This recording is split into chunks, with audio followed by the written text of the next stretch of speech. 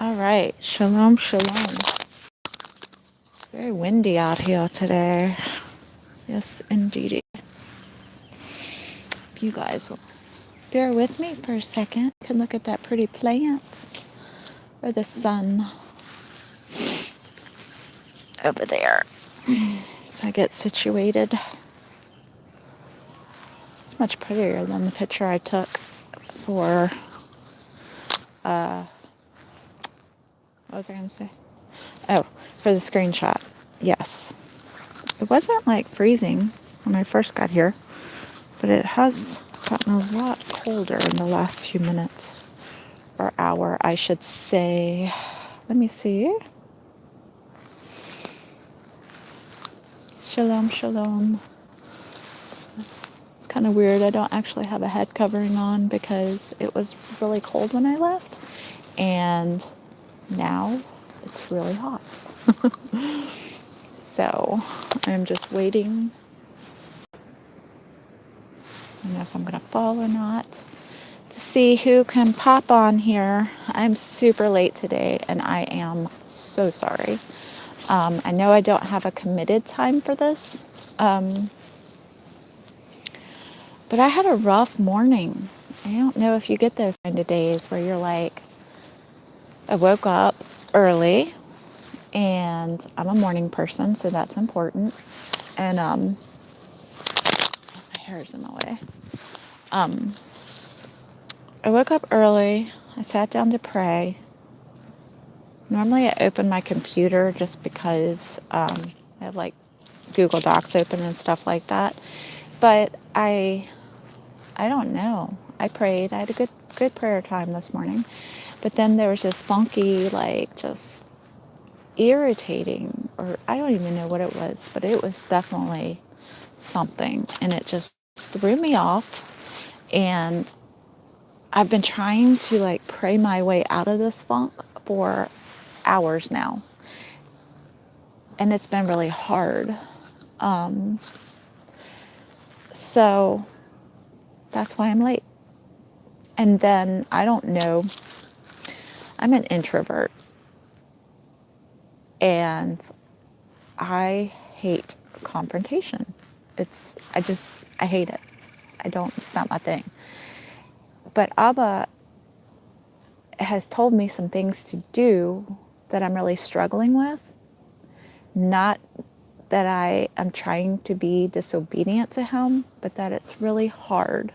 Shalom. Hi, Beth. Pray you are having a wonderful day. My dreads get all crazy sometimes.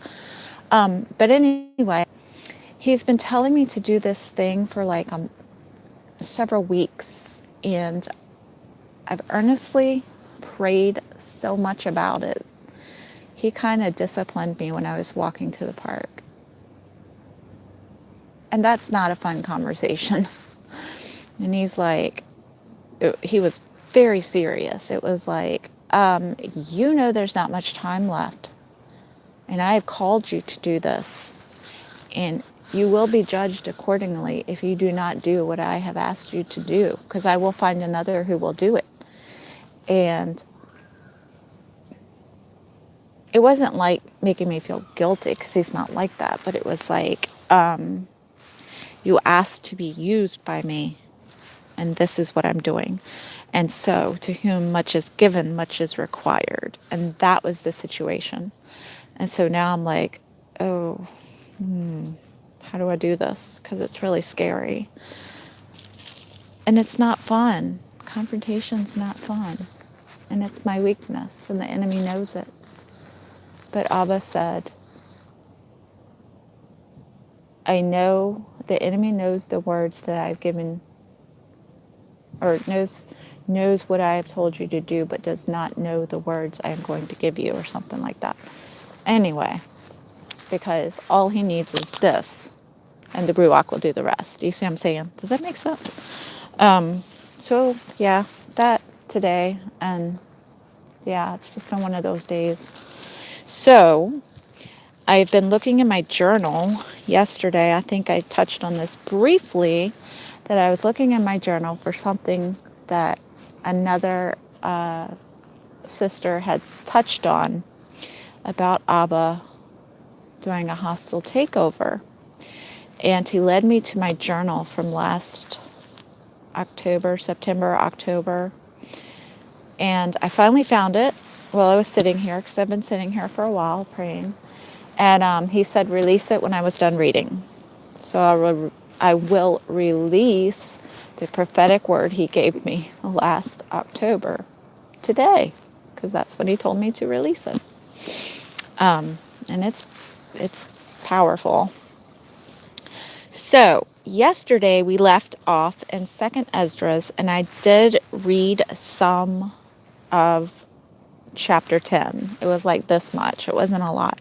So what I'm going to do is just start at the top of chapter 10, and we will go through the book of, not the book, I'm sorry. We'll go through all of chapter 10 today.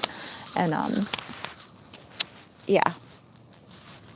And I think we'll stop there, because tomorrow I actually want to pick up and do 11 and 12 together tomorrow. And we'll do that earlier, of course, probably around 11-ish Eastern time. So let's hop to it and get this going. Hopefully you can hear me. The wind is blowing pretty heavy at times. So, I'm sorry, there are children over there. So I hope it doesn't affect the microphone. All right. But it happened that when my son entered his wedding chamber and fell down, he died. So all of us put out our lamps, and all of my neighbors attempted to console me. I remained quiet until evening of the second day. But when all of them had stopped consoling me, encouraging me to be quiet, I got up in the middle of the night, and I fled, and I came to this field, as you see. And now I intend... Wait, did I read all of 10 yesterday? I feel like I did. Maybe I didn't. All right, well, I'm just going to keep going. Anyway, she remained in the field. And now I intend to not return to the town, but stay here. I will neither eat nor drink, but I will mourn and fast continually until I die. Extreme woman. I think we've all felt that way, right? Then I broke off the reflections with which I was still engaged, and I answered her in anger, and I said, "You most foolish woman, do you not see our mourning and what has happened to us? For Zion, the mother of us all, is in deep grief and great distress. It is most appropriate to mourn now, because we are all mourning, and to be sorrowful, because we are all sorrowing. You are sorrowing for one son, but we, the whole world, for our mother.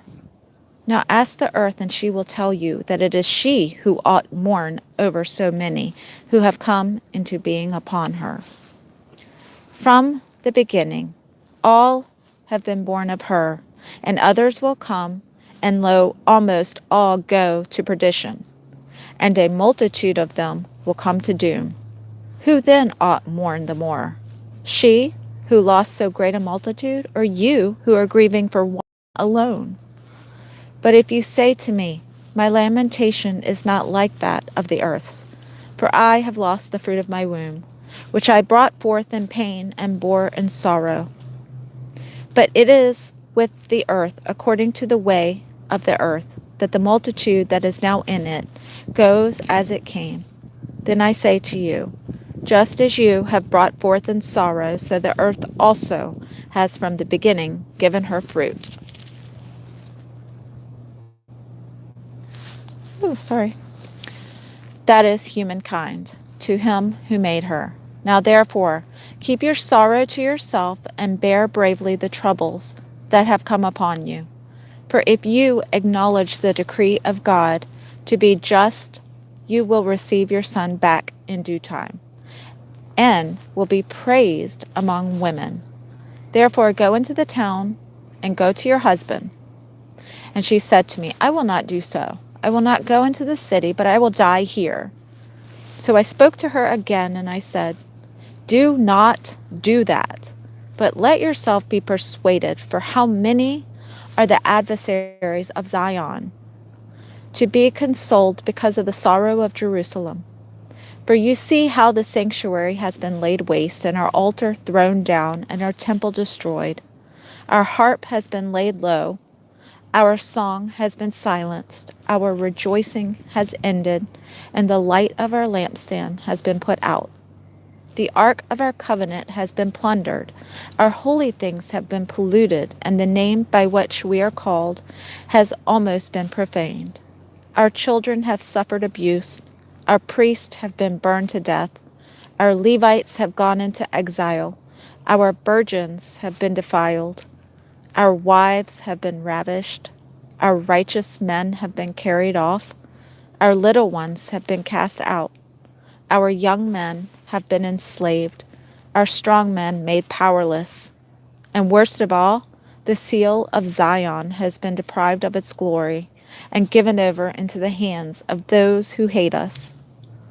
Therefore, shake off your great sadness and lay aside your many sorrows, so that the Mighty One may be merciful to you again, and the Most High may give you rest and respite from your troubles. And while I was talking to her, her face suddenly began to shine exceedingly. Her countenance flashed like lightning, so that I was too frightened to approach her, and my heart was terrified.